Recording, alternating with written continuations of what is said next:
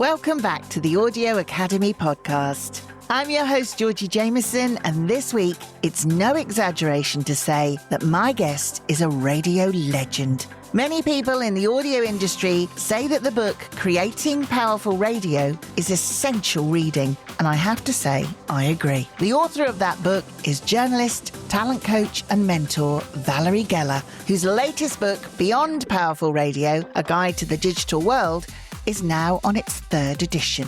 So based on the title of her first bestseller, I asked Valerie, how do you make powerful radio?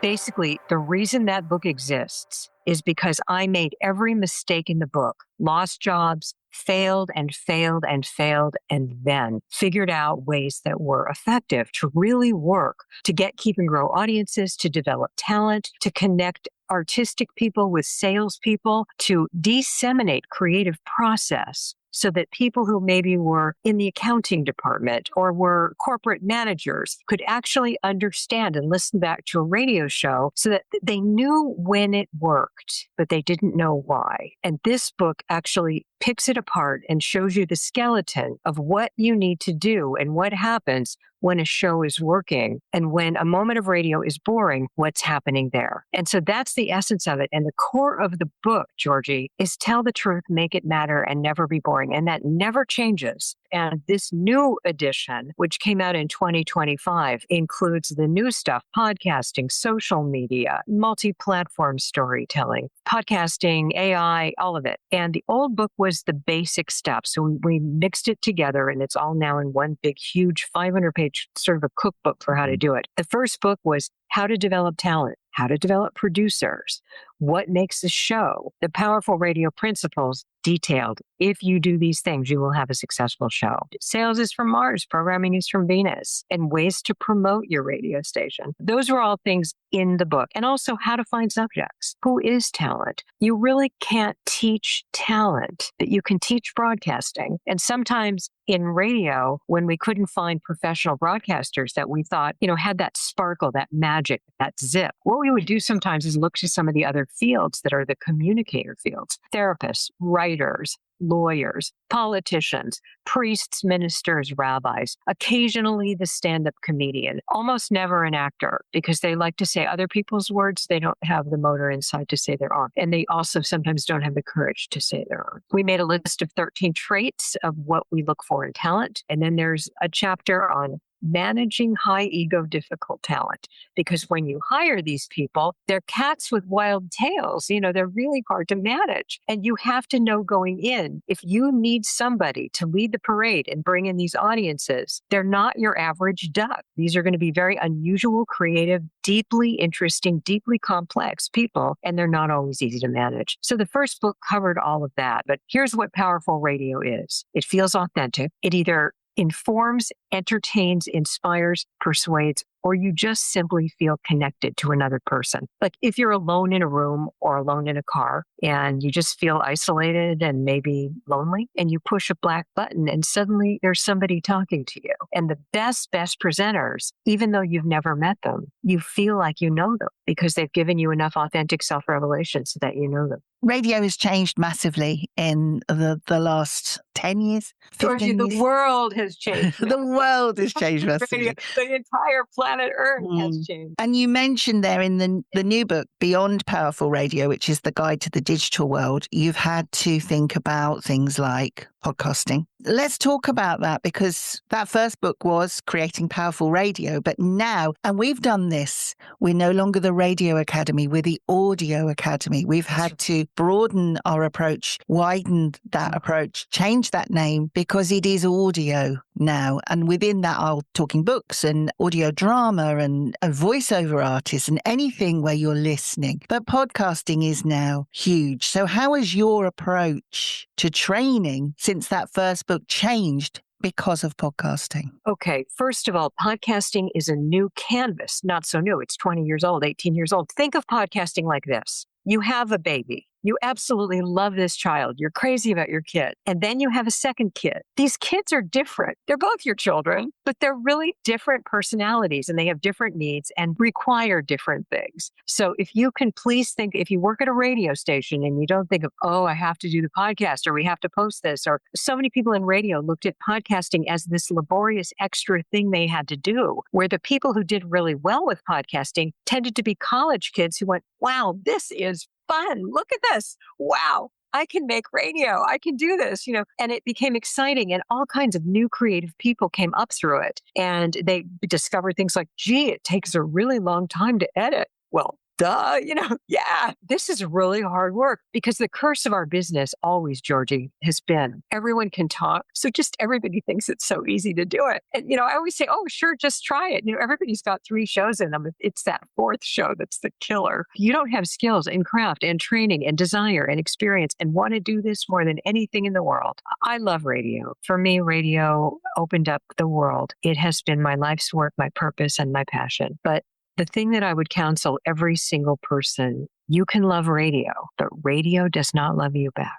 And you have to do the work and you have to love people. People are what love you back. But let's go even deeper. Radio isn't radio. It's holding up a mirror to the human struggle that is life. And our job is to get listeners through every day. Podcasting is just another canvas. And when you look at YouTube, is it a podcast when your carbon monoxide or smoke alarm goes off at 3:00 in the morning and you don't know how to change the battery and you're the only one in the house and you turn on YouTube and there's this guy telling you how to change the battery in your specific model of the carbon monoxide detector you have? That's a podcast. I really think podcasts have added to our world. Now, there's like 8 billion of them, and there's a lot of slop out there. Just like crude oil, it has to be refined. We have to pick and choose and find the podcasts that speak to us. Broadcasting is very broad. It is for a mass audience. Podcasting is for a niche audience. And what podcasting is allowing us to do is create these micro communities, which aren't so micro because they're global. And also with AI, you can translate these things into any language. There's a lot of trepidation. There's a lot of fear. We hesitate when it's the new. People are creatures of habit. And when something's new, we back off from it and we're a little bit like, ugh. And with podcasting, that happened, I think, with a lot of broadcasters who I hope are through that phase right now and on to the next phase of embracing podcasting. They say the only person who likes change is a wet baby. And I think it's true about human beings. We are like that. We learn one dance step, we perfect it, and we want to just keep doing it. And now we have a new canvas. We have new colors to paint with. We have AI. We have social media to promote with so that we can get the word out to friends of friends of friends of friends and dip into networks that are way beyond any reach that a broadcasting signal could have or any one human being can have when you can sprinkle it out into the helicopter universe of connections and links. I think in a lot of ways, podcasting, like all media, it's like fire.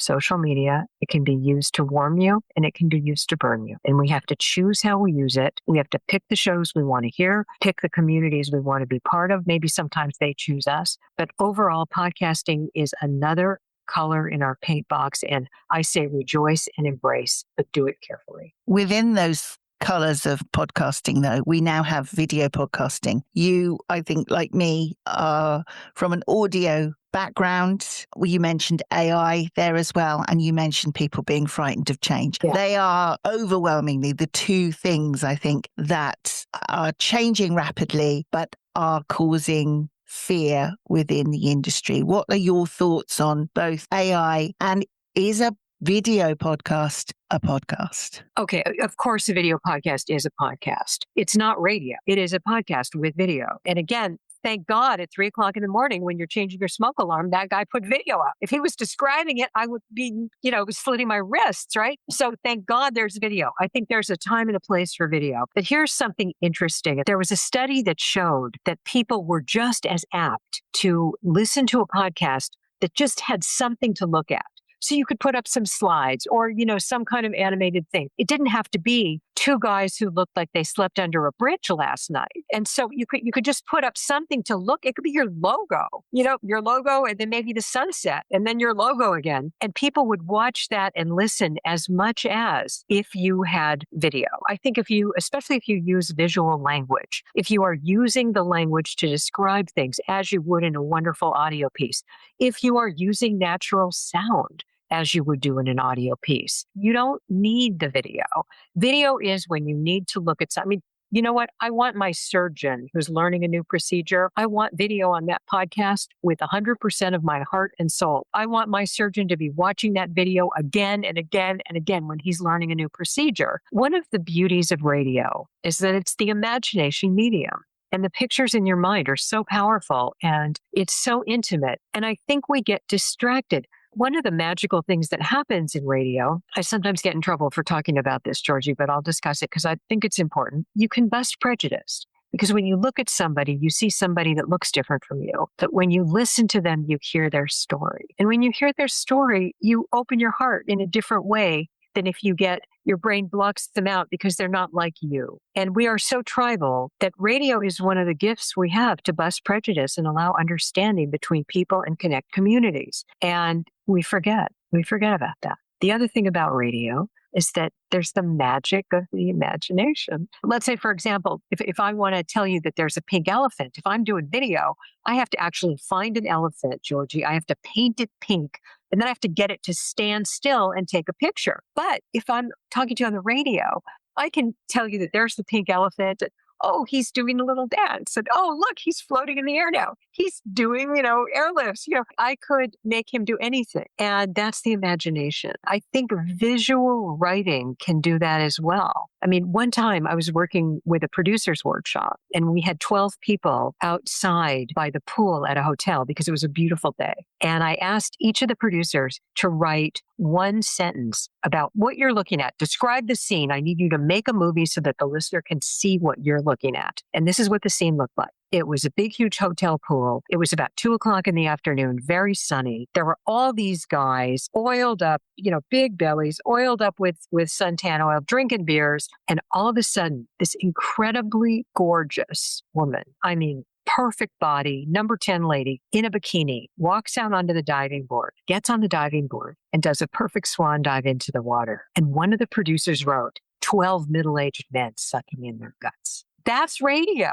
That's what we can do that the video can't do. So if you love radio, make radio on your podcast. Just do it. Use the visual. Never be boring. Interview people you want to talk to. Shut off the camera. Never be pressured to use video. Ever, ever, ever, ever. A lot of times when I'm doing air check sessions and all day long, the real work I do, although I do a lot of speaking at conferences and workshops with people, the heart and soul of my career and my business is working one-on-one, coaching talent, on-air personalities, presenters, producers, news directors, news journalists. And when I do that, I often just turn off the video if we're on a Zoom call because I need to listen. And if I'm looking, my brain's distracted. But if I'm listening, I can hear every little thing just like the audience would. And I think it's very powerful. So I think both sit side by side. There's a place for both. But you should never feel that you have to use video. I think there are people who are excited about it. With one of these, all you have to do is hit push, and you can make video. It's here. It's just how good is it going to be? And is it going to further your story? Is it going to help you? My whole life is about get, keep, and grow audiences. Will this piece of video help you grow an audience? And is it interesting enough? And is it equal to the audio? And does the audio need it? So I think those are good questions to ask.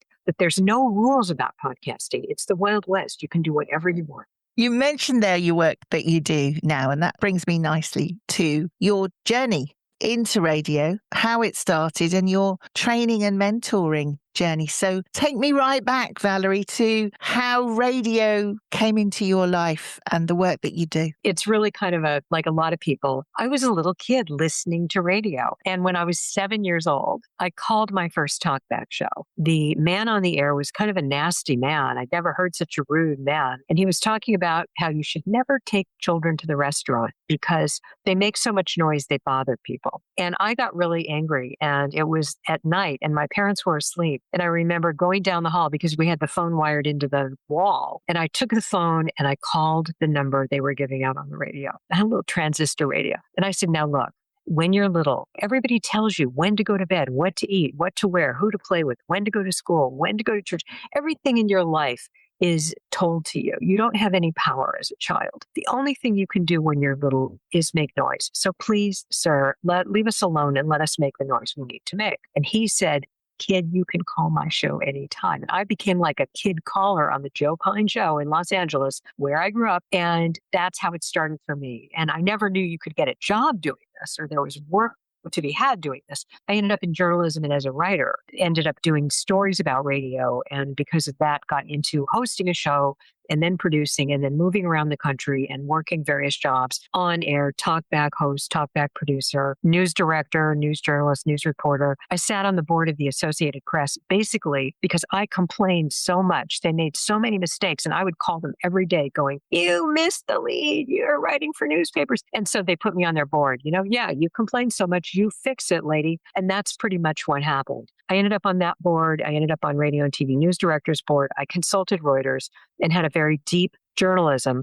I really believe information is power. Correct information is power. And especially, and I don't want to go into the political black hole here, but what's going on in America is so frightening to me with journalism. I mean, ironically, I've been invited to go speak in Hungary, where suddenly there is a more open time in that country. There's been a regime change. But in America, we are becoming smaller and smaller and doing away with a lot of credible journalism. And that is frightening to me. So it's made me double down and understand even more the importance for credible, which is an issue with AI, credible news, credible people on the air who are telling truthful stories, authentic and truthful stories. The other thing I do is train presenters because I got into it when I was working mostly with news and talkback. And here in the UK, I was one of the initial consultants to help train the people at LBC, James O'Brien and Clive Bull and those guys. And it was a wonderful experience and it was a successful project. Then I went to the BBC and went all around your country and, BBC Sheffield and Radio Leeds and, Nottingham and all over and got to see the country and meet the presenters and producers and news people and really shifted them into here are some techniques to engage that you guys at BBC haven't been employing. But if you do try these things, you will get keep and grow audiences. And the numbers went up of listening. These methods really work. Using you instead of I. Keep it personal, but not private. So instead of, for example, I have 5 tickets to give away, it becomes you have 5 chances to win. Instead of I'm talking with Georgie about radio in the world, it becomes if you're interested in radio in the world, in a moment, you will meet Georgie and hear that conversation. You make everything from what we have to give, flip it around to what you, the audience, gets, what you, that one listener, gets. Always talk to one listener at a time and then close your eyes and describe it visually. And that will kick in some of your visual descriptive language and makes it easier. And so if you can just employ some of these tricks, the radio gets better if you become more engaging and listeners come to you and they stay longer. And by the way, they don't really care if it's radio or a podcast. They just care that it's good. Is it relevant? Does it matter? How does it matter for me? What's in it for me? Do I understand this? Is it in context? Do I know this person? Does it make me laugh? Did I learn something? Am I entertained? Did the time go fast? And that's a lot of what we do in the air check sessions. If it feels long, guess what? It's boring. Never be boring. Never, ever be boring.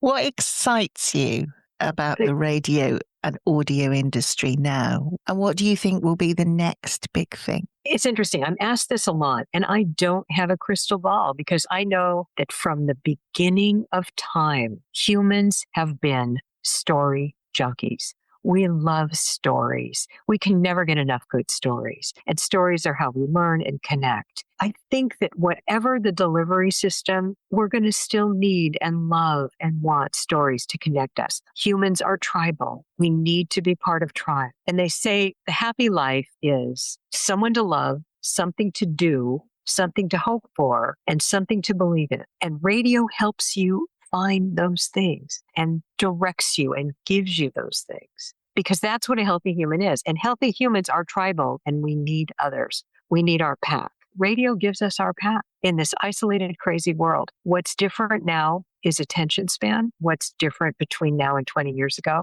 Attention span was 10 seconds 20 years ago. Now it's 3 to 5 seconds. That's all you've got to engage the audience. Really make sure that every time you open the microphone, you're answering the question, why should I listen to this? Or here's why you need to listen to this.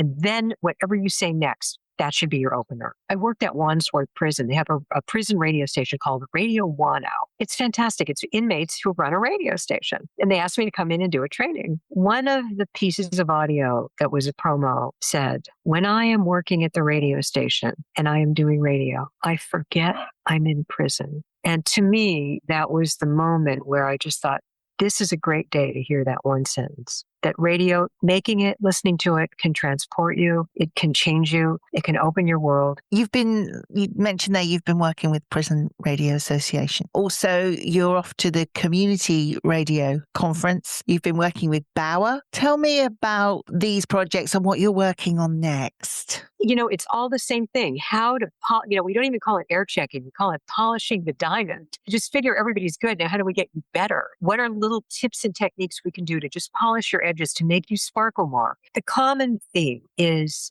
that people are doing too much because of consolidation, and it's across the board, whether it's BBC, commercial, prison, community. They're strung so tight with so much to do. Time management. Do one thing at a time. All that talk about being able to multitask, it's actually BS. It's not true. You do one thing at a time, finish it, do the next thing. And that's how we do our best. Make a list of priorities of what's important. I see a lot of people who are burned out where the joy has gone out of this work. And that breaks my heart. We got into it because it made us happy and there was nothing else on earth we wanted to do. And people felt like, if I can make a living playing music and talking to people and making parties and gatherings and live events and going to concerts, what a great life. They sometimes forget that they're sometimes a really bright spot in somebody's life. What every single person that I'm one-on-one air check coaching and every single radio station I'm walking into, whether it's prison or Bauer, my mantra is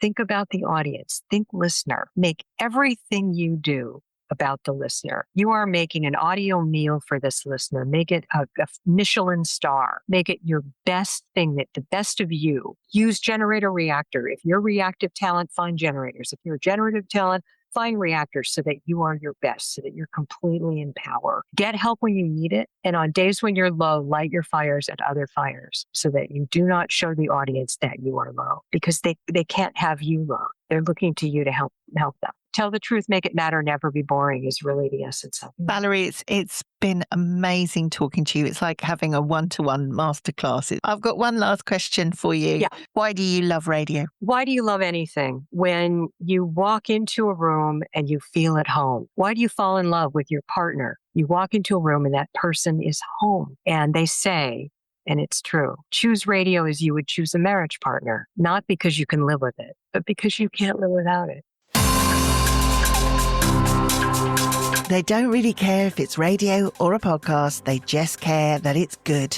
If I take one thing away from that conversation, it'll be that. But there were so many gems in there. A huge thank you to Valerie Geller for being my guest. Her session at the festival last September was one of our most popular. And if you're a member, you can watch it on our website. Go to Learning Resources, audioacademy.org.uk. We have a special 30% discount code for Audio Academy members for Valerie's book, Beyond Powerful Radio, A Guide to the Digital World. So go to the Members Offers tab on our website. Nikita Kanda from BBC Asian Network will be in conversation with Lauren Redfern from BBC Radio 1 Anthems at our Birmingham social on the 1st of July. It's free for members and just £4 for non-members. You can book your ticket at audioacademy.org.uk/events. And while you're there, check out our other events at Crossed Wires in Sheffield and in London. Next week, as we launch 30 Under 30 for 2026,